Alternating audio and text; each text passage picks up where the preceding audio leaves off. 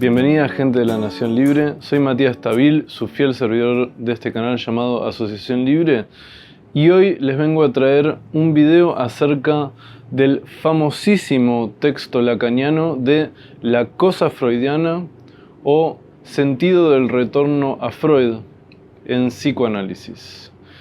Este es un texto que, ustedes como sabrán, uno de los puntos más conocidos de la enseñanza de Lacan es su propuesta de un retorno a Freud. ¿Pero qué significa que Lacan proponga un retorno a Freud? ¿Por qué hace falta retornar a Freud? ¿Y en qué sentido retorna a Freud? ¿En qué sentido Lacan diagnostica que el psicoanálisis de su época se había metido en un desvío de lo que para él era la dirección adecuada, la dirección que había sido descubierta por Freud como esencial del método psicoanalítico, ¿no? Bueno, esta es la ampliación en realidad de una conferencia que Lacan da en la Clínica de Neuropsiquiatría de Viena en noviembre del 55 y después la amplía un año después para incluirla en una revista y termina en los escritos de Lacan, o sea que si Lacan la eligió para esta conferencia, su versión transcripta y ampliada, para que esté en los escritos es porque él le da mucha importancia, ¿no? En los escritos están como los temas fundamentales de su propuesta, por lo menos a la altura en la cual fueron publicados, que es en el 66, ¿no? Entonces, la cosa freudiana o el sentido del retorno a Freud en psicoanálisis. ¿Qué significa esto? Bueno, Lacan arranca el texto.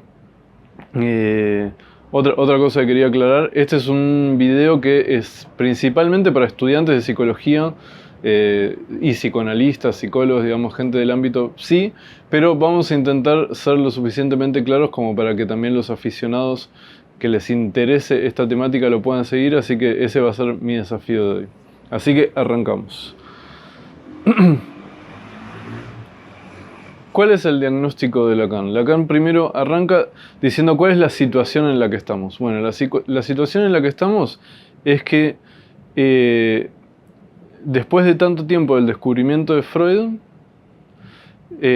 pensar en un retorno a Freud, o sea, pensar en volver a las bases de lo que Freud descubrió, es casi como plantear una inversión. O sea, nos fuimos para un lado completamente contrario. El retorno a Freud es casi una inversión. O sea, el psicoanálisis está patas para arriba, ¿no? Básicamente está diciendo Lacan. Y en el texto va a criticar principalmente el psicoanálisis de la escuela americana, de la psicología del yo, y también de la escuela que dominaba en ese momento del movimiento psicoanalítico, que es la escuela inglesa de psicoanálisis, ¿no?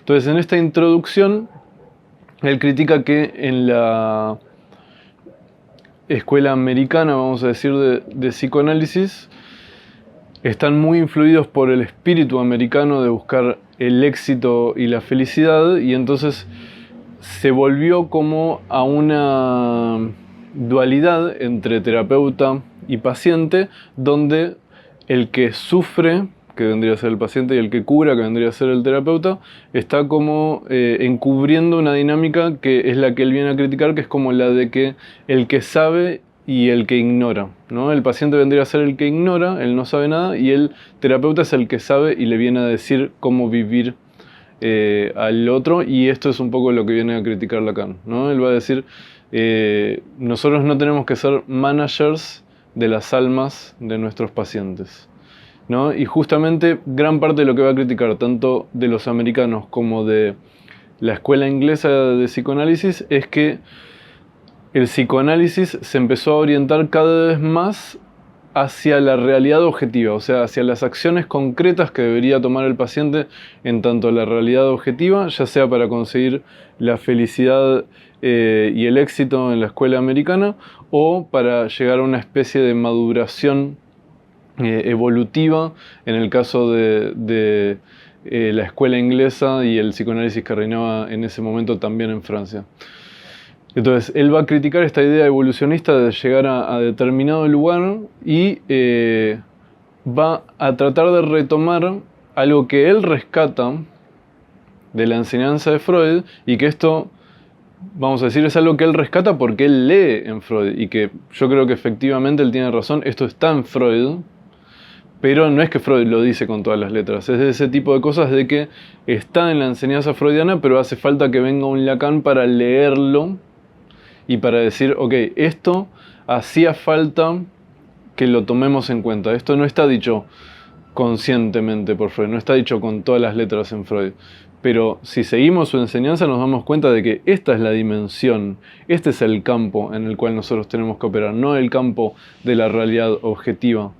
No invitarlos a nuestros pacientes a que realicen determinados actos, porque eso sería lo más maduro evolutivamente, o porque eso es lo que le va a traer felicidad y éxito según la concepción que tenga esa cultura o ese analista o esa época del mundo según lo que tiene que hacer una persona. Él dice, no, lo propio del psicoanálisis está en otro lado, ¿no? ¿Y qué es lo que él va a traer como lo propio del psicoanálisis? La cosa freudiana a la que él busca retornar. Bueno, la cosa freudiana, él va a decir, es la verdad. Y todo este texto se va a pasar intentando definir cuál es la verdad freudiana. Porque verdad, ¿qué significa? ¿No? Esto es primero que es un término para filosofar y ponernos a discutir qué significa verdad en qué sentido. Pero él va a tratar de delimitar a qué nos referimos en psicoanálisis o a qué se refiere él, por lo menos, en psicoanálisis cuando hablamos de la verdad. Entonces, él lo que va a decir es que el descubrimiento freudiano esencial es que hay algo que es lo verdadero, hay una verdad que es verdadera, ¿no? Y que tiene que ver con aquello que es inconsciente y que buscamos que el sujeto logre incorporar a su vida. Es esta verdad inconsciente, ¿no? Y justamente el efecto terapéutico del psicoanálisis viene con la paz que viene de la mano con empezar a reconocer aquella verdad a la cual apunta la tendencia inconsciente. Cuando los pacientes logran integrar algo de esta verdad, entonces esto produce paz, ¿no? En la persona. Pero ¿cuál es el problema? Va a decir Lacan. ¿Cuál es el adversario? ¿Dónde se genera la confusión? Él lo que va a plantear es que la confusión está en la resistencia, ¿sí? El gran parte de este texto va a hacer una diferenciación que hasta ese momento no estaba hecho, esta es una idea de Lacan, entre resistencia y defensa. Él va a plantear que son dos cosas muy distintas, ¿no? La defensa tiene que ver, vamos a decir, con los mecanismos de defensa, con los modos que tiene el yo de defenderse contra la tendencia inconsciente, ¿no? Son los modos de reprimir el inconsciente, son los modos de mantener a raya al ello, vamos a decir. Todo esto es lo que comúnmente en psicoanálisis se llama defensa. Y por otro lado, Lacan va a plantear que existe la resistencia.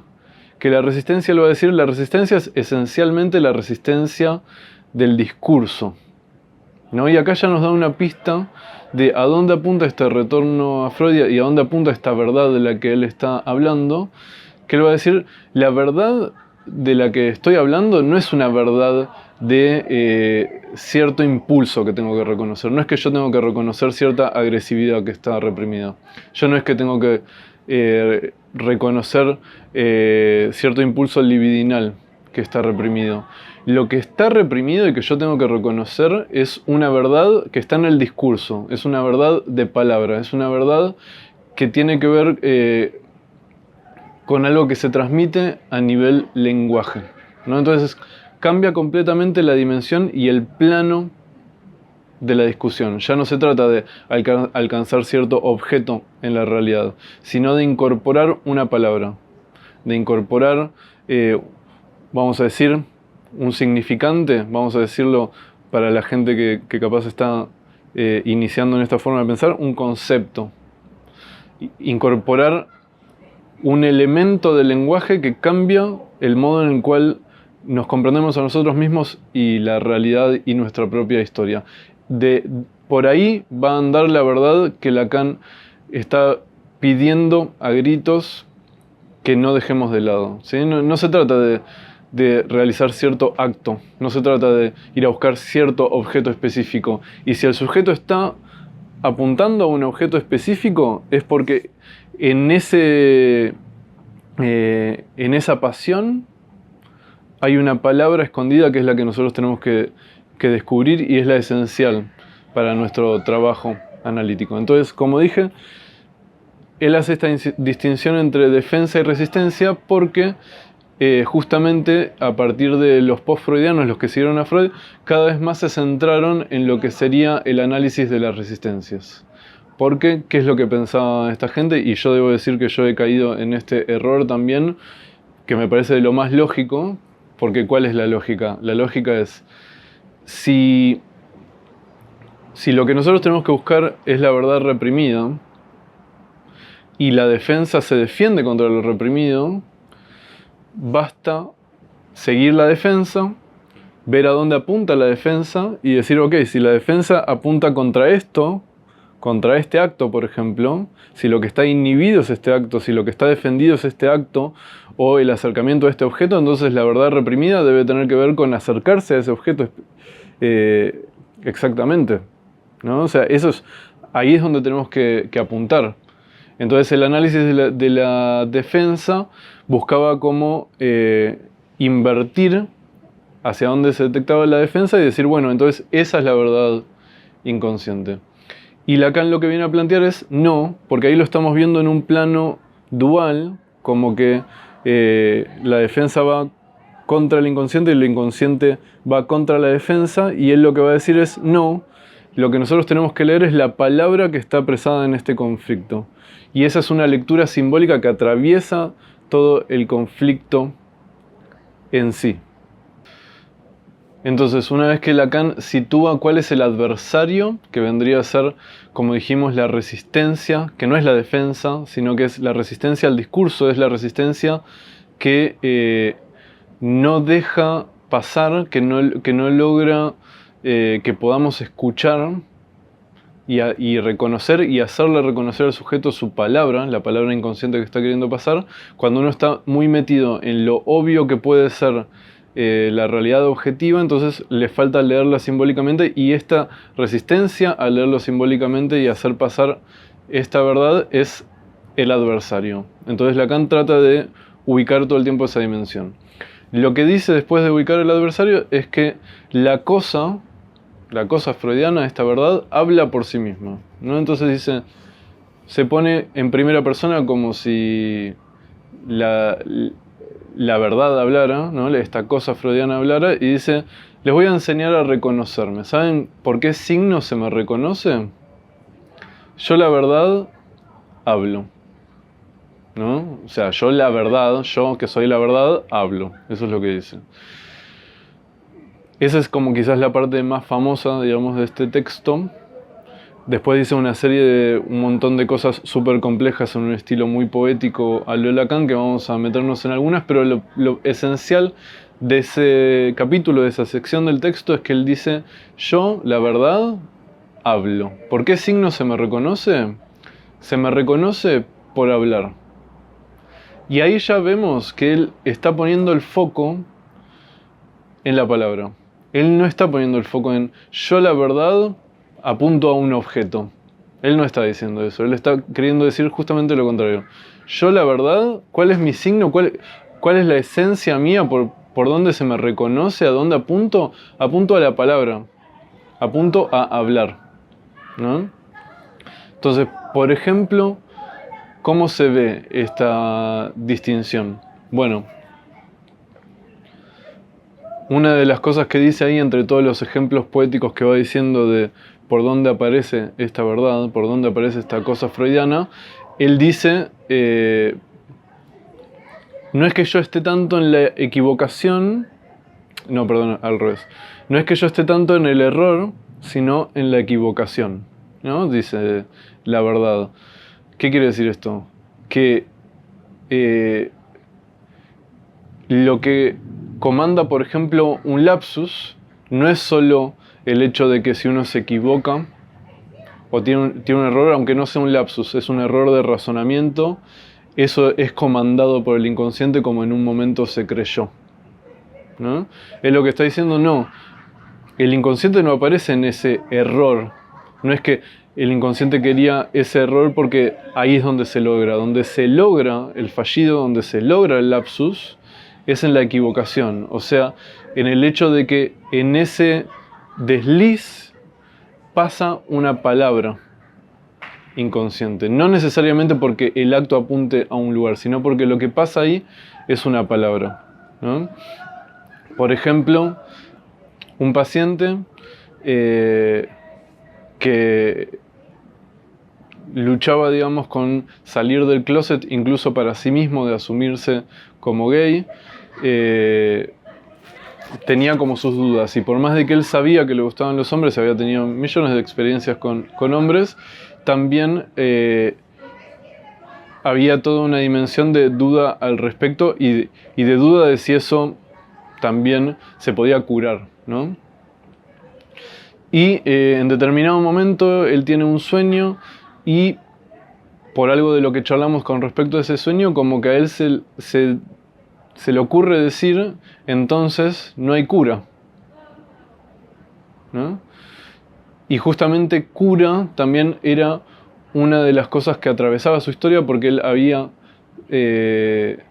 sido estudiante para convertirse en cura, había sido seminarista, y justamente el ser de cura de él estaba en las antípodas del ser gay, vamos a decir, ¿no? Entonces ahí es como que hay una conjunción y una especie de equivocación, no porque no haya querido decir eso, sino porque el significante se puede equivocar, y se ve que la verdad ahí aparece en esa equivocación significante, ¿no? En ese, vamos a decir, en esa ambigüedad significante, es como un punto donde logra aparecer algo de un mensaje, donde habla la cosa freudiana, donde habla esta verdad inconsciente, ¿no? Y obviamente aparece porque yo se la señalo, le hago eco y le digo, no hay cura, se puede entender como no hay cura para la homosexualidad, y por lo tanto no existe el cura, ¿no? Entonces ahí Lacan va a decir, no es que yo esté tanto en el error cuando me equivoco de tal cosa, sino aparezco en la equivocación, ante la cual no tenés refugio, ¿no? Y es muy interesante que él diga que no tenés refugio, porque es verdad, o sea, cuando aparece esa equivocación y uno la interpreta, la señala, y aparece esa chispa de revelación del inconsciente, de que aparece algo de esa verdad, no hay refugio, no lo podés evitar, esa verdad te atraviesa, aparece como un relámpago, ya ingresó, ¿no? Y ahí es donde aparece la verdad. Otro ejemplo que se me ocurre es un ejemplo que Lacan da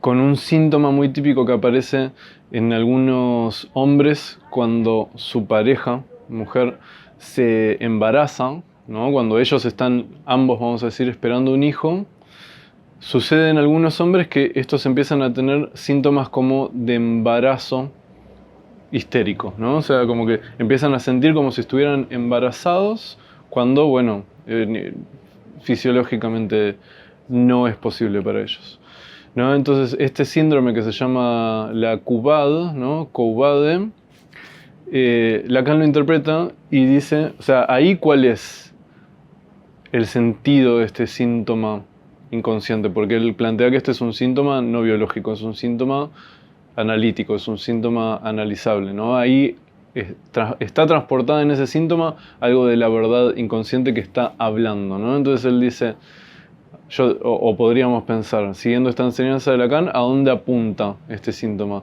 Es que él quiere embarazarse, quiere ser mujer, quiere competir con su pareja, quiere él poder parir, digamos, ¿a dónde apunta este síntoma, esta verdad inconsciente, ¿no?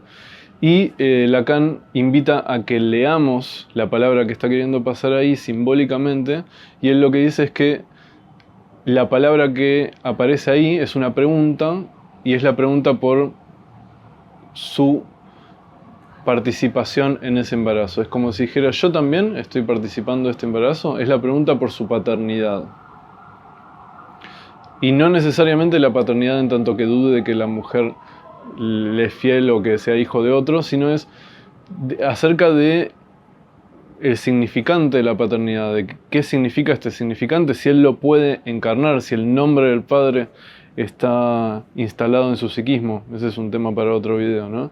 Pero vemos cómo para Lacan la interpretación de ese síntoma es algo que hay que leer simbólicamente, no apunta específicamente a un acto o a un objeto, apunta a la esencia del ser de la paternidad, que evidentemente está en conflicto en esa persona.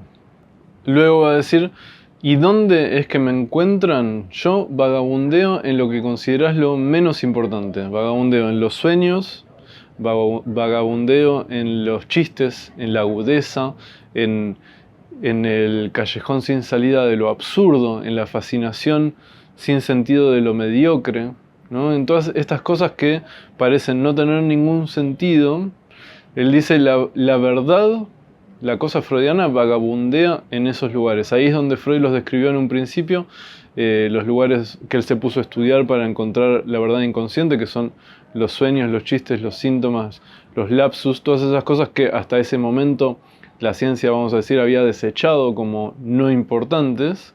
Ahí es donde Freud ubica que pasa esta verdad inconsciente. Y Lacan además dice, y para que no se pierdan, les doy un consejo más para seguir cómo Freud me describió a mí, cómo describió bien cómo comprenderme, cómo seguirme.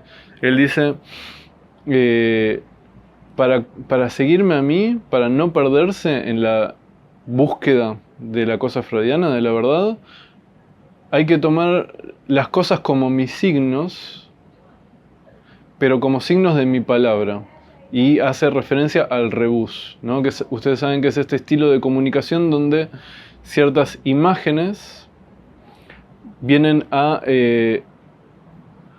encriptar palabras, ¿no? Por ejemplo, ¿qué sería un rebus? Sería, por ejemplo, si yo te pongo la imagen de un sol y de un dado, lo que hay que leer ahí es soldado. ¿Se entiende? Es una palabra que está pasando con esas imágenes que en un sentido no tiene nada que ver con esas imágenes. ¿Por qué tiene que ver la imagen de un sol y la imagen de un dado con un soldado? Solamente que transporta fonemáticamente el mensaje que está queriendo pasar en este juego que sería el juego del rebus. Bueno, Lacan dice, ojo, porque la verdad freudiana habla en esa dimensión, muchas veces, no siempre, pero muchas veces pasa en esa dimensión. Hay que tomar las cosas como signos de su palabra. ¿Sí? Hay que tomar en cuenta el mensaje que está queriendo pasar por ahí. Por ejemplo, un supervisante me traía el caso de un paciente de él que tenía una historia medio que estaba siendo trabajada en el análisis con respecto a su sexualidad y demás, y de repente aparece también un síntoma que es que empieza a tener como una angustia excesiva, exacerbada, que no tenía explicación racional con respecto a su pelada, o a quedarse pelado, o a que se vea que estaba pelado, ¿no? Que aparentemente como que se le volvió demasiado angustiante, llevaba gorra a todos lados, y de hecho mi supervisante se dio cuenta porque justamente este chico tenía una fiesta, así como de traje y demás, donde tenía que ir formal, y donde justamente por ir formal no podía usar gorra. Y ahí se angustió tanto que no quería ir a la fiesta, y eso se volvió un tema de análisis, y ahí es como llega al análisis este tema de la pelada, porque hasta ese momento ni siquiera lo había nombrado, ¿no? Entonces, charlando un poco, una de las interpretaciones que le sugerí, sabiendo que tanto mi supervisante como este chico son de Ecuador, yo le digo, ¿y pelada? ¿Y pelado no significa en Ecuador como se le llama a los novios? no habrá una pregunta en él acerca de si quiere una pelada, si se está convirtiendo en el pelado o en la pelada de alguien. ¿Pasará por ahí? Incluso mi supervisante después me dijo, claro, no, encima pelado también significa joven, alguien que es no un adulto. Entonces ahí la polisemia significante, andás a ver qué mensaje estaba queriendo pasar, encarnándose así en el cuerpo de este paciente. No sé si es la lectura correcta, en este caso la que desarma el síntoma, pero me parece que es un buen ejemplo de cómo se puede leer la palabra a modo rebus, que, insiste Lacan, está encriptada en los síntomas. Y ahora lo que se pregunta Lacan, y que me parece muy piola que le está tratando de hacernos pensar para entender aún más profundamente este tema de la verdad que habla, de esta cosa freudiana, esta verdad que se la distingue por el signo de hablar, va a decir, bueno, pero ¿y entonces quién habla? ¿A quién le atribuimos ese hablar? ¿No? Entonces ahí dice que los psicoanalistas se comportaron como si estuviesen en una especie de murder party, que es como, creo que había de hecho una película, no sé si de Buñuel o de alguien, que como que de repente es todo un comedor, ¿no? Viste, como invitaban gente a comer y de repente cerraban todo ahí y empezaban a matar gente o algo así, me parece que era. Entonces, como si fuera así, de repente cierran todas las puertas y dicen, bueno, a ver, sabemos que alguien está haciendo hablar a la verdad acá. ¿Quién es? ¿Dónde está el que le atribuimos esa verdad? ¿Quién está hablando la verdad? Entonces dice, los psicoanalistas primero a donde apuntan es a la libido, dice la verdad, la que habla es la libido, otros dicen no, el que habla es el yo, ¿no? Y dice que ahí se produce justamente esta confusión que lleva a los psicoanalistas a perderse. ¿Quién es el que habla? Lo voy a adelantar y después lo vamos a explicar. Lacan lo que va a decir es, el que habla es el ser legal, es el ser del lenguaje.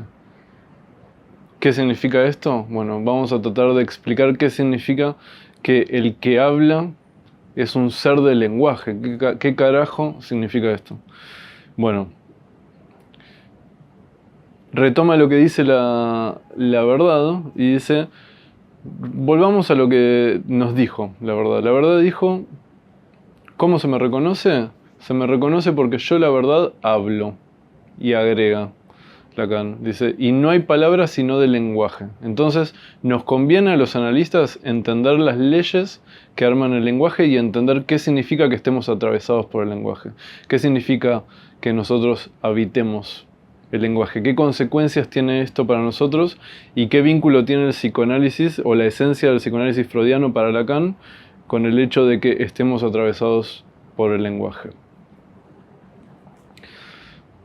Él lo que va a decir es que el lenguaje sigue una serie de leyes, lo explica muy brevemente y no nos vamos a meter ahora porque es un tema para, si lo queremos desarrollar de verdad, digamos, es como amplio. Lo pueden ver si quieren en el video que hice del otro texto de Lacan, la instancia de la letra en el inconsciente o la razón desde Freud. Ahí hablamos un montón de toda la estructura del lenguaje y bueno, esto que resume Lacan acá. Él va a decir que el lenguaje entonces sigue una serie de leyes, ¿no? ¿Cómo lo resume? Va a decir que por un lado está la red del significante y por otro lado va a estar la red del significado. Y estas dos se entrelazan y arman el lenguaje. ¿Qué es la red del significante? La red del significante él dice que es una estructura sincrónica, es decir, son elementos del lenguaje, las palabras, vamos a decir, incluso los fonemas, digamos, la unidad mínima de lo que está compuesta una palabra y que son diferentes entre sí, que son diferenciales entre sí. Entonces, por ejemplo, casa es distinto que cama. Hay una letra de diferencia, hay una pronunciación de diferencia, y esto es lo que hace también que estas dos unidades significantes puedan transportar significados distintos. El significado no está pegado a esa unidad, no hay nada de, vamos a decir, en el sonido, en la mayoría de los significantes, que pegue un significado a ese sonido, sino que es arbitrario de por qué a casa se le dice casa, porque de hecho en los idiomas se le dice de formas muy distintas, ¿no? Entonces, simplemente lo que hace que existan estos significantes, estas palabras, estas unidades que después pueden transportar significado, es que son diferentes entre sí y que las tenemos ubicadas todas en un conjunto sincrónico. Sincrónico significa un conjunto que ya está dado en un momento, donde está como completa la batería de significantes,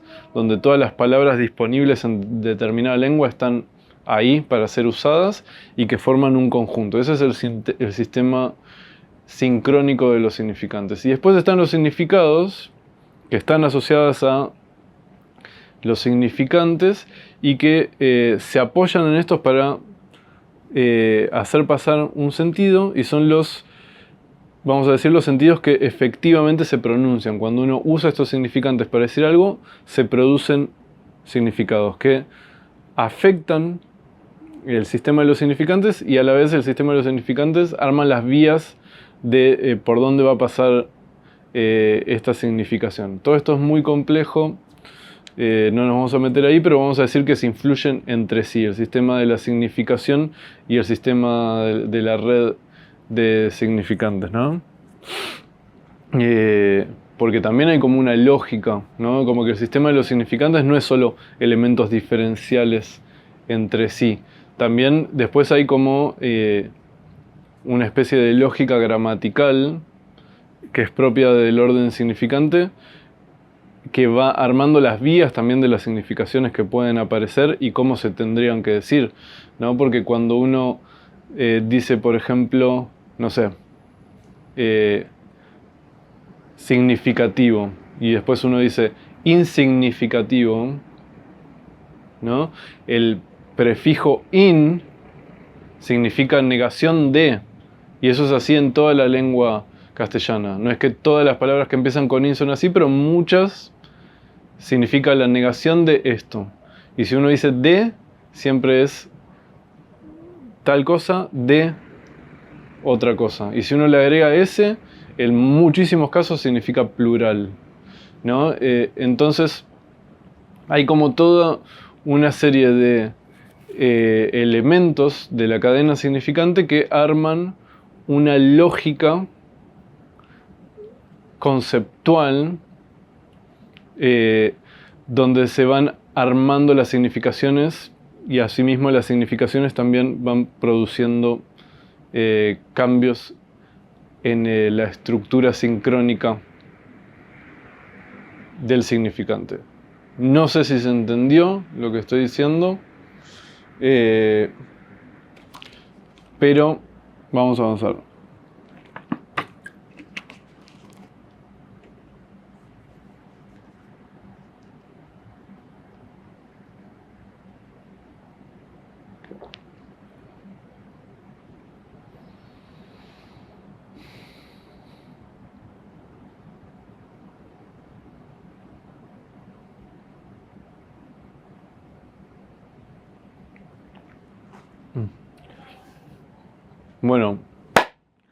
Bueno, ¿cuáles son las leyes que gobiernan la estructura del lenguaje? Esto lo vamos a decir muy brevemente porque sería un quilombo meternos en detalle. Si quieren lo pueden ver en el video que ya hice acerca de la instancia de la letra en el inconsciente, o La razón desde Freud, que es otro gran texto famosísimo de Lacan que lo di en una universidad de Ecuador justamente. Mira, estoy nombrando Ecuador otra vez en el video. Lo pueden chequear si quieren meterse en detalle en las leyes que arman el lenguaje. Pero acá lo vamos a resumir como lo resume muy brevemente Lacan en el texto, diciendo que vamos a decir que hay dos redes que componen el lenguaje, que está la red del significante y la red del significado. La red del significante son los elementos diferenciales últimos de las palabras, o sea, serían, vamos a decir, las palabras, incluso las letras que componen las unidades básicas que después añaden significación. O sea, por ejemplo, pueden ser las palabras, ¿no? Como cama, casa, que son dos palabras muy parecidas, se distinguen por una letra, y esa distinción de que no son la misma es lo que permite que cada una transporte su significado que le atribuimos arbitrariamente, porque ninguna de esas palabras de por sí tiene nada que ver con la significación que se le está queriendo dar. En la mayoría de los casos, las palabras llevan significados arbitrariamente, ¿no? Por eso en cada lengua también se dice de forma distinta significados parecidos, justamente porque esas palabras no tienen nada que ver con el significado que se les está queriendo dar, ¿no? Y no solo las palabras, digamos, son portadoras de significado, sino también como elementos gramaticales de cada lengua, ¿no? Entonces, por ejemplo, si yo digo de, ¿no? Como esto de genitivo, ¿no? Esto de que tal cosa de tal otra, el de es algo que conecta dos significantes en una relación de pertenencia, de que uno pertenece al otro. Esto es tal cosa de el otro, por ejemplo, ¿no?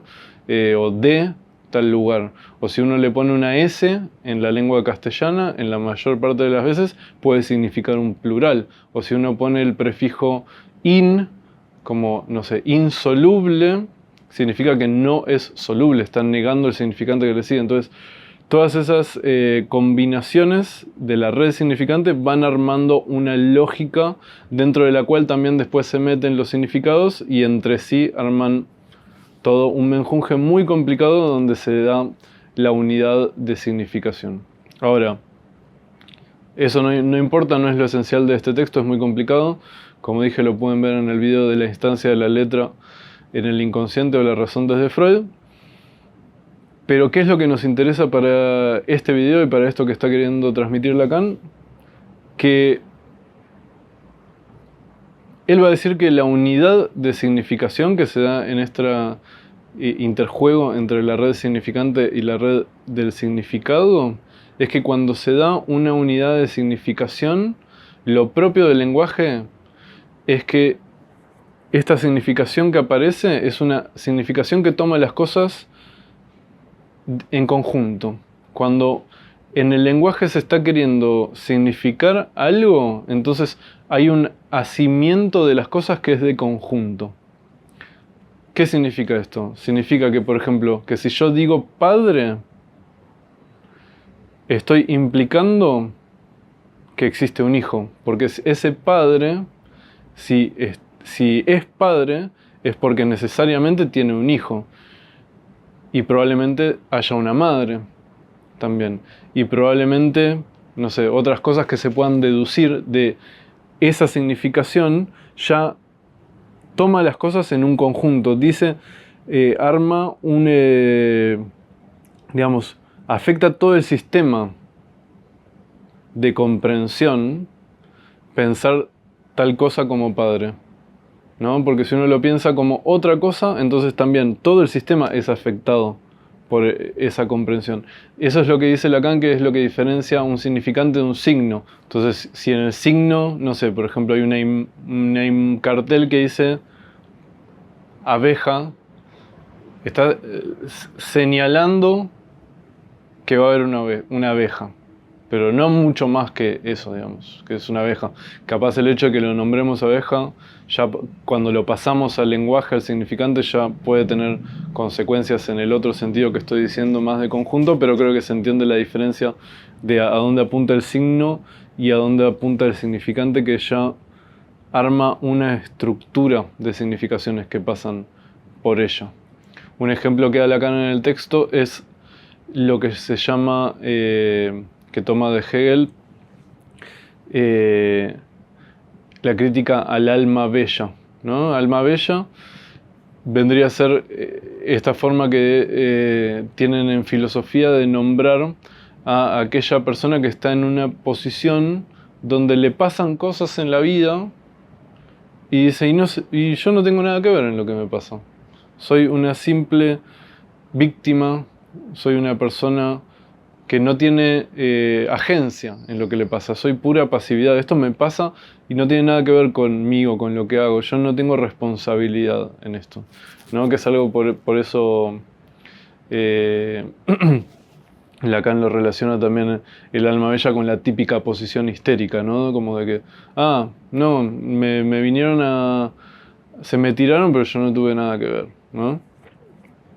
Que es un poco la posición que tenía Dora, ¿no? En el caso de Freud, y que Lacan dice, claro, es como el alma bella, que dice, no, pero yo estoy metido acá, mi padre me entrega al señor K, y él mientras se va con la señora K, y yo estoy metida como pura víctima en este menjunje, en este drama del cual no tengo nada que ver. Y Lacan lo que va a decir es justamente el alma bella, este ser de alma bella, este ser del lenguaje, esta posición en el lenguaje que es ser el alma bella, es ser la víctima, es ser alguien que no tiene responsabilidad, ¿no? Que ahí usa alma bella para poder nombrarlo, porque quizás la persona en sí cuando la dice obviamente no dice yo soy un alma bella, simplemente dice yo estoy en esta posición, la nombra y dice esta es una posición de alma bella. Va a decir, este ser de alma bella vive del desorden que denuncia. ¿Qué significa esto? Dice, vive en el sentido de que subsiste gracias al desorden que denuncia. O sea, el alma bella existe como ser siempre y cuando el desorden que denuncie no tenga nada que ver con ella, o digamos, no se implique en el desorden que denuncia. En tanto el alma bella se implica y asume su rol en el desorden que denuncia, entonces en ese momento deja de existir como alma bella, ya ese ser de alma bella desaparece. ¿Se entiende un poco lo que significa este ser del lenguaje? O sea, el ser del lenguaje vendría a ser este alma bella, este ser legal, vendría a ser esta posición simbólica que se arma tomando las cosas de conjunto, tomando las cosas, vamos a decir, el ser de la persona que está en esa posición, por ejemplo Dora, retomando el ejemplo de Freud, que Lacan nombra en el texto. ¿Cuál era la posición de Dora? Yo estoy en esta posición como víctima, mi padre me entrega al señor K, etcétera, etcétera, mientras él está con la señora K. Y Freud le dice, bueno, pero según lo que contás, vos también le cuidabas los hijos a la señora K para que tu padre pueda estar con ella, y hacías tal cosa y tal otra, o sea que vos activamente permitías que todo este circo continúe. Entonces, ¿por qué participabas activamente? O sea, ¿dónde está lo que a vos te interesa de esta situación? ¿Por qué participas activamente? ¿Por qué no te puedes sustraer de esta situación? Entonces ahí Lacan dice, claro, en esta inversión dialéctica, en esto que hace Freud, desarma el ser de alma bella y la implica a Dora en el desorden que denuncia y cambia su posición y permite que haya un giro en el análisis. Todo eso es una forma muy complicada que estamos tratando de hacer para la persona que lo está escuchando y lo está pensando por primera vez, para tratar de introducirla en esta forma de pensar de qué significa un ser legal, un ser del lenguaje. Un ser del lenguaje significa una forma de habitar el lenguaje. Ser alma bella es una forma de habitar el lenguaje, como pueden ser tantas otras, como puede ser ser heterosexual, o ser gay, o ser cualquiera de las identidades que son propias de una creación conceptual de esta forma de pensarnos que tenemos los humanos, ¿sí? Entonces, incluso padre es un ser legal, hijo es un ser legal. Son todas etiquetas, digamos, que nombran posiciones, formas de ubicarse en el mundo simbólico humano. ¿Sí? Entonces, básicamente, eso es lo que está diciendo Lacan. O sea, cuando tomamos las cosas así como de conjunto, pasa que un ser como el ser de alma bella vive en tanto no se implique en el desorden que denuncia. En cuanto lo implicás, el ser de alma bella desaparece. Y eso tiene su complicación porque justamente existe lo que Lacan trae también de Hegel, me parece, que es el delirio de presunción, que es básicamente la idea de que yo soy ese ser. De que yo como individuo y como sujeto soy ese ser. Entonces, evidentemente el sujeto está muy aferrado a ciertas posiciones. Ahora, lo interesante, va a decir Lacan, es que justamente este ser legal es el que va a ser responsable de el quilombo que arma en lo que antes parecía que era el círculo más cerrado del individuo, que es su organismo. O sea, cuando el sujeto tiene un síntoma patológico en su organismo, un síntoma histérico, vamos a decir, un síntoma que lo afecta en el cuerpo pero que tiene origen psíquico, ¿quién es el responsable? Es el ser legal. Es este ser que habla a través del cuerpo y que toma el cuerpo para hacer pasar su palabra. Esta es una idea interesantísima que obviamente está en Freud, pero Lacan lo plantea de una forma que me parece tan brillante, que dice exactamente esto. Debido a que el humano tiene una relación muy extraña con su cuerpo y con lo real, que Lacan le atribuye a que viene el cuerpo como... al mundo prematuro, ¿viste? Porque el humano no es como los otros animales que apenas nacen pueden caminar, como la mayoría de los animales, sino que el ser humano pasa, no sé, bastante tiempo hasta que puede valerse por sí mismo, entonces está en una posición muy rara con su cuerpo donde es como bastante indefenso.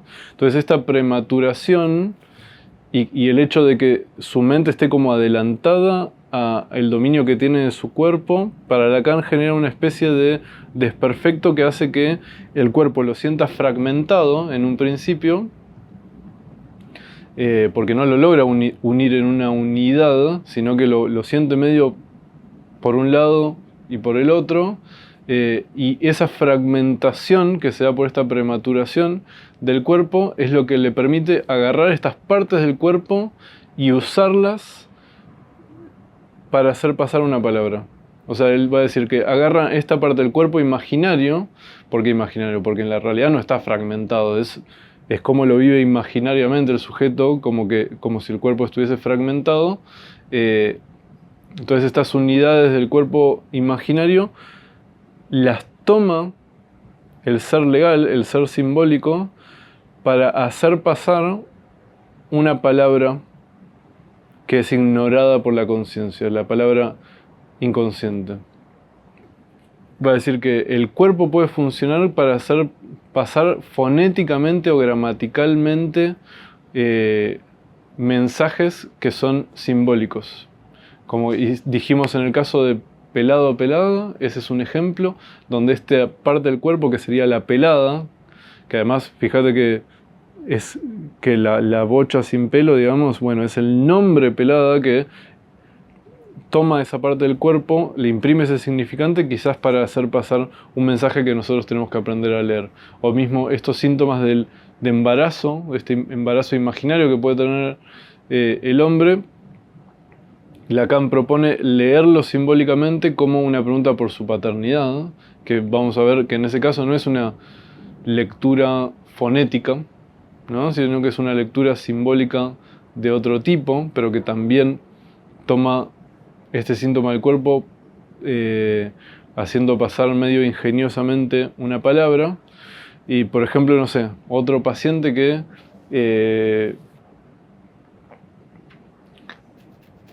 una de las cosas que más le angustiaban en su adolescencia era que tenía barros, granos en su cara, y investigando, digamos, en su análisis, le preguntaba, ¿pero qué era lo tan angustiante de esos barros?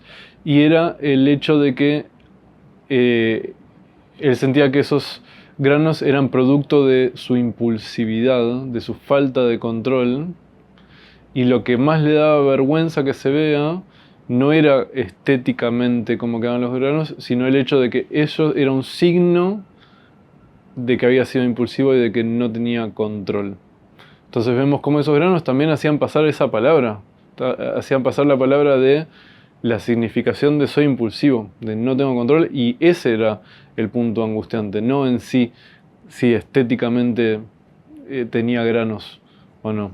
Entonces ese es uno de los puntos esenciales que Lacan destaca, me parece brillante, que retoma de Freud, de cómo el cuerpo imaginario puede ser usado para pasar una palabra inconsciente que debemos reconocer. Entonces, ¿quién habla? ¿Quién es heredero de esta verdad que habla a través de los síntomas? Bueno, va a decir que no es el yo, sino que es el sujeto del inconsciente, Lacan. Y retoma esta famosa frase de Freud, que es la de Wo es war, soll ich werden, ¿no? Esta famosa axioma del psicoanálisis que vendría a ser como el objetivo del psicoanálisis para Freud, que es donde ello era, debo yo advenir, y que Lacan critica muchísimo que se lo tradujo como donde el ello estaba, entonces el yo tiene que aparecer y el yo tiene que venir a reemplazar al ello, y él dice que no le gusta esa traducción porque no se trata del yo. Freud no dijo das Ich, que es como él nombra al yo cuando habla de la instancia psíquica del yo, sino que cuando dice Ich, Freud está queriendo nombrar al sujeto. Eso es lo que está diciendo Lacan. Y cuando dice das es, o sea, cuando dice es, no está diciendo das es, no está diciendo la instancia psíquica del ello, está diciendo donde ello estaba, donde eso hablaba, donde esta verdad hablaba. Lacan lo traduce de esta forma. Ahí Lacan va a decir lo importante es dónde, es decir, en este lugar donde eso hablaba, este lugar del ser, va a decir Lacan, ahí es donde yo tengo que venir. Yo tengo que venir, tengo que aparecer, hacerme en ese lugar. Tengo que venir al lugar del ser. Y Lacan hace todo un juego de palabras y va a decir, de lo que se trata es de serse, de venir a ese lugar del ser, de ese ser del lenguaje que habla a través de los síntomas, incorporar algo de la realidad de este ser legal. Entonces Lacan responde como una crítica que se le podría hacer o que él se hace a sí mismo de, bueno, ¿por qué tanto mambo? ¿Por qué sería tan terrible objetivar al sujeto? ¿Por qué tanto foco en reconocer su palabra? ¿Por qué no se puede objetivar? ¿Qué es lo tan malo de objetivar al sujeto y decirle, bueno, anda para acá, anda para allá, esto es lo que querés, etcétera? Entonces él hace como una especie de juego, de chiste, y dice, bueno, en esto de, como para decir, yo entiendo que eso es convertir al sujeto en un objeto, es volverlo un objeto, es aplastar su subjetividad y volverlo un objeto.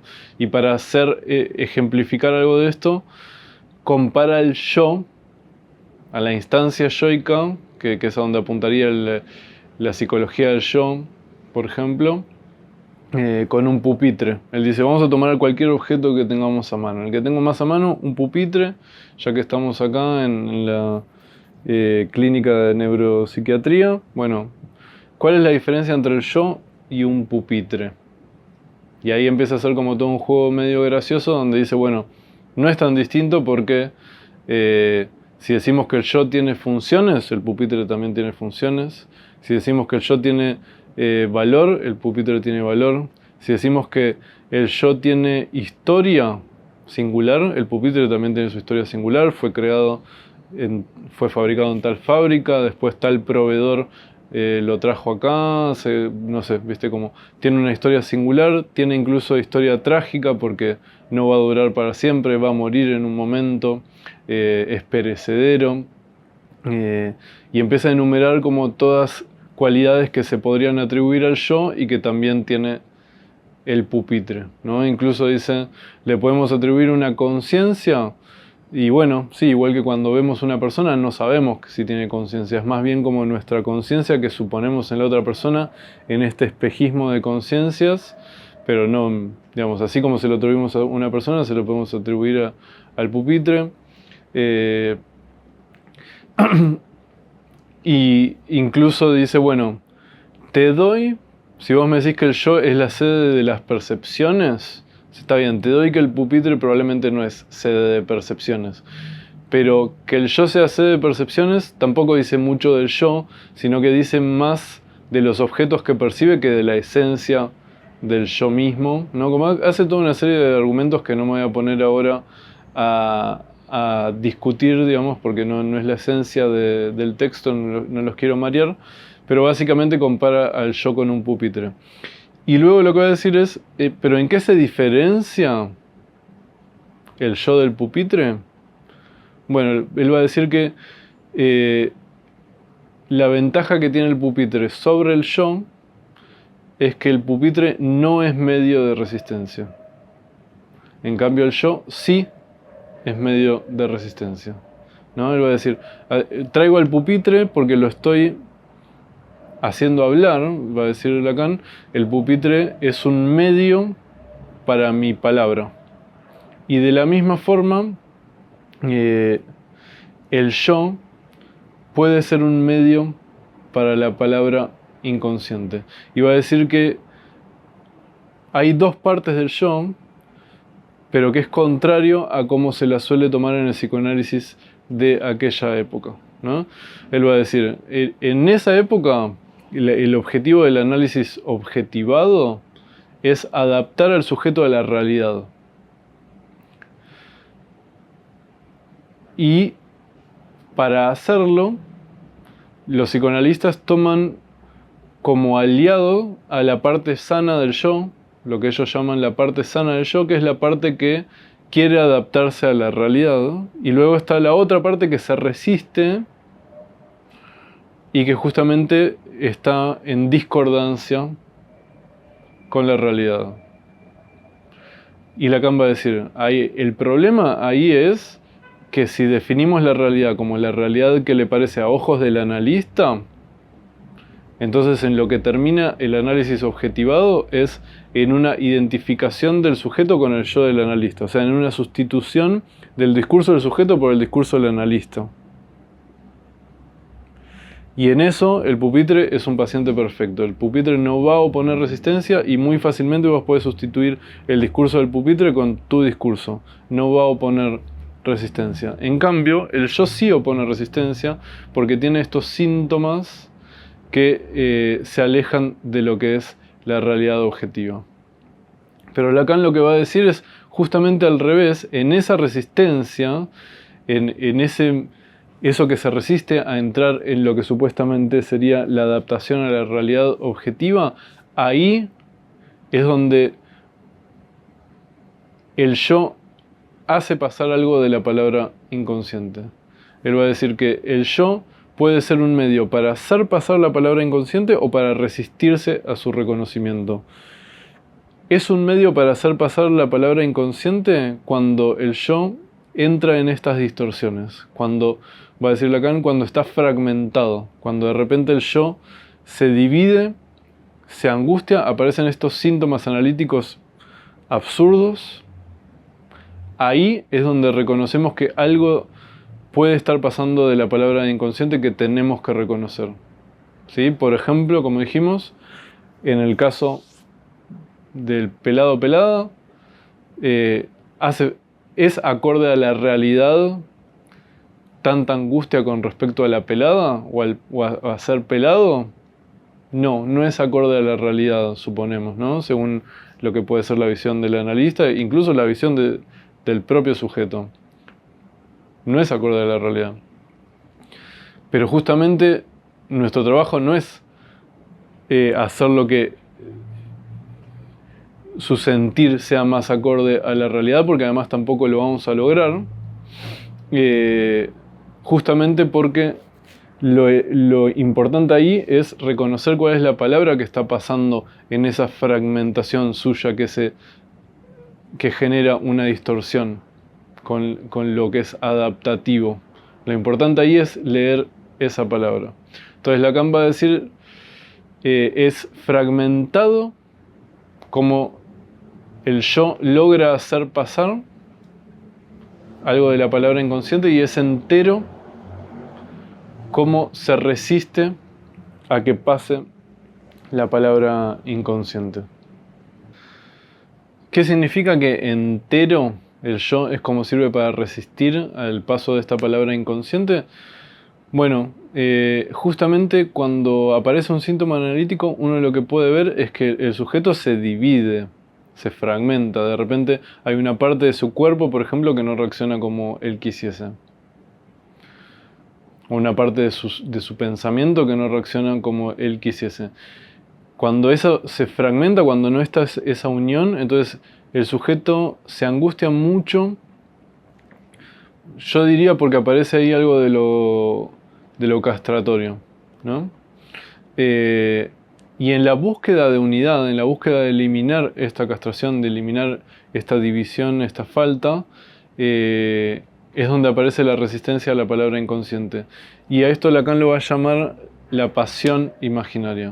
O sea, el sujeto está tan capturado en esta pasión imaginaria, es tan importante para él, Lacan va a decir, es una significación que me importa tanto y que está vinculado a la imagen de mi propio cuerpo en relación a mi semejante, que sería como ese ideal al que aspiraría, con el que me comparo, con el que me siento en falta. Y esta es una significación que me importa tanto, que me nubla y no puedo leer la palabra inconsciente que está queriendo pasar, sino que estoy demasiado fijado en este sentido e intentando eliminar la falta. Entonces Lacan va a decir cuál es la acción analítica, qué es lo que él aconseja a los analistas a hacer en su terapéutica.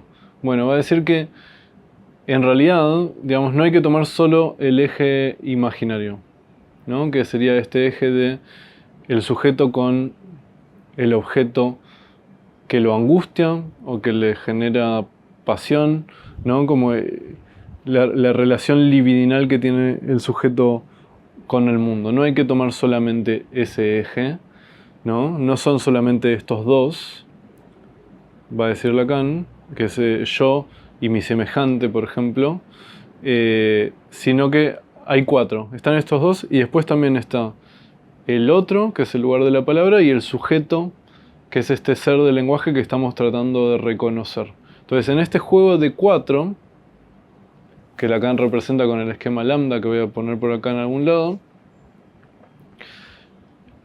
la acción analítica está en que el analista va a intentar que desaparezcan las resistencias que frenan, que desvían la palabra inconsciente. Y para hacer esto, él se va a hacer el muerto.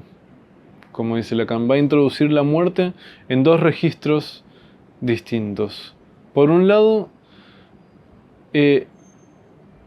cuando en el análisis se le apunta a él como si él fuese el otro con minúscula, o sea, el otro imaginario, el otro de carne y hueso que está ahí, el objeto libidinal o el objeto de agresión, o lo que sea, digamos, cuando está incluido en la escena analítica a modo de transferencia, cuando se le invita a tomar partido por una situación, cuando quiere entrar en este juego imaginario, Lacan lo que aconseja es borrarse de esa dimensión, hacerse el muerto, no caer en en la seducción de esos argumentos ad hominem que apuntan como a la persona del analista, sino que correrse como de su persona, vamos a decir, su yo imaginario, y tratar de ubicarse en el lugar del gran otro que puede leer la palabra que está pasando a través de estas escenas que aparecen ya sea en transferencia o relatadas en el análisis acerca de la vida cotidiana de la persona. Entonces esa es una forma de hacerse el muerto, es anula la propia resistencia de lo que es el discurso común, el muro del lenguaje, para poder tratar de leer esta palabra distinta, esta palabra simbólica, inconsciente que está queriendo pasar. Y la otra forma de hacerse el muerto, de introducir la muerte en el análisis, va a ser, Lacan dice, con su silencio cuando es el otro con mayúscula. No lo explica mucho más, les digo mi lectura acerca de esto. Es que cuando ya la palabra ya apunta al otro con mayúscula, es decir, ya está bien orientada a la palabra que está queriendo pasar, la pregunta del sujeto, por ejemplo, o la palabra del sujeto, el mensaje del sujeto, de repente se alinea y va hacia el otro. Entonces ahí el analista no hace falta que responda, porque como va a decir Lacan más adelante, ya la palabra del sujeto en esa dimensión, en ese eje, cuando está bien orientada hacia el otro con mayúscula, ya incluye su respuesta. ¿Qué significa esto? Y por ejemplo, si yo digo que mi padre nunca fue un padre para mí, y eso significa que yo nunca fui un hijo, porque yo para ser hijo necesito tener un padre. ¿Sí? Con esto que Lacan llama como que ya el mensaje de uno vuelve del otro de forma invertida, se refiere a esto, cuando él dice, si yo digo, vos sos mi maestro, significa que yo soy tu discípulo. En este juego que dijimos de significante, donde se toman las cosas de conjunto, si yo estoy denunciando que no hubo padre, también estoy diciendo que yo no pude acceder a la dimensión de hijo. Entonces, en ese sentido, lo que Lacan dice, que tampoco sé si estoy completamente de acuerdo en que no hace falta decir nada, pero creo que refiere a que ya cuando la palabra es plena, como él diría, es una palabra que ya apunta al ser del lenguaje, a donde debería apuntar, ya resuena de tal forma que solo hace falta quizás marcar las consecuencias obvias de esa verdad. Para ir finalizando entonces la lectura de este texto, vamos a tocar dos puntitos más que dice Lacan, que uno es qué es el lugar del otro, de este gran otro, este lugar del otro simbólico, y por otro lado, acerca de la deuda simbólica, que es un punto interesante que yo diría no termino de entender, pero creo entender por lo menos una parte de donde apunta y se lo voy a intentar compartir. Cuando él dice el otro como lugar de la palabra, ¿qué es? Lacan va a decir que el otro simbólico, este gran otro que aparece por ejemplo en el esquema lambda y que nosotros buscamos encarnar como analistas, es el lugar donde se une el je, el sujeto que habla con el que escucha, ¿no? Y se une ahí, justamente como decía antes, va a decir Lacan, porque ya cuando hay una palabra en esa dimensión, ya incluye su respuesta, como les dije, por las consecuencias lógicas de la dimensión significante. Y también va a decir Lacan que uno al encarnar este lugar de otro, o este lugar del que escucha, cuando uno ocupa este lugar del que escucha, uno como el que escucha es el que decide si el otro ha hablado. O sea, nosotros si escuchamos al otro, decidimos si el otro habló. O sea, el otro con hablar en sí no basta.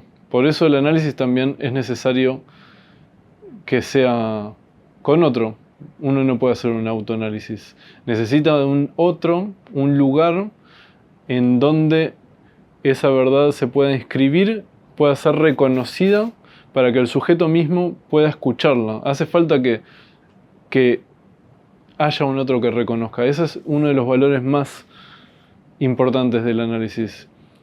Uno realmente se escucha porque hay un otro que escucha. O sea, es a través de la escucha del otro que uno realmente reconoce lo que acaba de decir.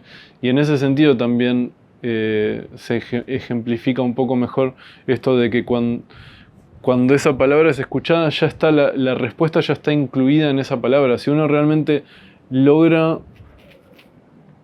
por lo menos dar las pistas de que escuchó y que el otro se dé cuenta de que esa palabra llegó a destino y hubo reconocimiento, eso resuena de tal forma que lo hace escucharlo al emisor qué fue lo que dijo.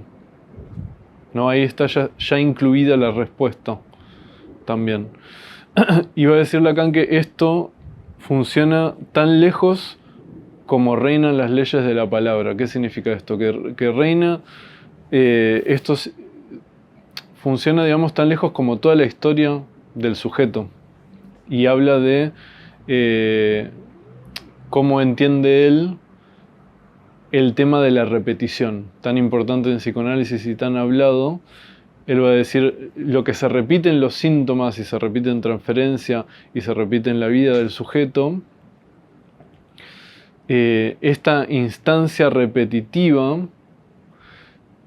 ¿por qué repite? Lacan va a decir, es por el deseo de reconocimiento. Es como si, vamos a decir, el retorno de lo reprimido se hubiese apoderado de un significante y entonces lo repite y lo repite y lo repite hasta que sea reconocido. Solo va a parar de repetirse hasta que ese significante, o sea, esa palabra que está queriendo aparecer, pueda ser escuchada por un otro y que le devuelva la doble satisfacción de reconocerlo y hacerlo escuchar lo que acaba de decir. Y ahí hace la diferencia de lo que sería la reminiscencia imaginaria y la rememoración simbólica, ¿no? O sea, la reminiscencia imaginaria es capaz de repetir en recuerdo, recordar algo con el eco del sentimiento, con la impronta instintual, con los sentimientos a flor de piel. Esa no es la rememoración que nos interesa en psicoanálisis, esa no es la reminiscencia que nos interesa en psicoanálisis.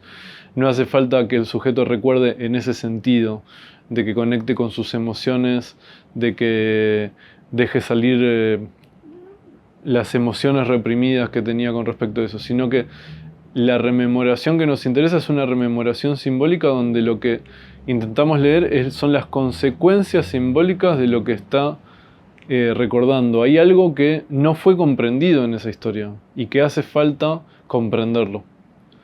Y cuando comprendemos las consecuencias lógicas de lo que significa ese suceso en su historia, que evidentemente no fue inscripto correctamente, hace falta todavía leerlo, incluirlo en su historia de otra forma, tomando en cuenta las consecuencias que tiene eso y que seguramente reacomode su historia de otra forma, ahí recién va a desaparecer la repetición. Entonces finaliza Lacan este hermoso y extenso texto y va a decir de qué está hecha la verdad de la que estamos hablando, la verdad que transporta los síntomas y que estamos tratando de ubicar tan precisamente. Bueno, está hecha de deuda simbólica, está hecha de las faltas a la palabra, de las felonías, de los vanos juramentos que atravesaron nuestra historia edípica, sobre todo si seguimos por lo menos esta línea de pensamiento, antes de que llegáramos al mundo. O sea, nuestra historia está atravesada por este entramado que es la historia de cómo llegamos al mundo y que viene de la mano con ciertas faltas, con ciertas deudas que en nuestra historia están recubiertas y que al estar recubiertas y no reconocidas, las cargamos inconscientemente. Y que hace falta reconocer estas deudas, y Lacan hace la aclaración, no se trata de compensar estas deudas, no se trata de agarrar frustraciones del pasado y compensar al paciente. No se trata de eso, el trabajo analítico, sino que se trata simplemente de reconocer estas deudas y ubicarlas donde efectivamente van según el ordenamiento significante que sugiere el inconsciente, o sea, que sugiere la repetición inconsciente, y que evidentemente, esta es mi forma de pensar, hay analistas que piensan distinto, pero yo creo que Lacan está diciendo lo que yo pienso, que es que no cualquier ordenamiento soluciona los síntomas.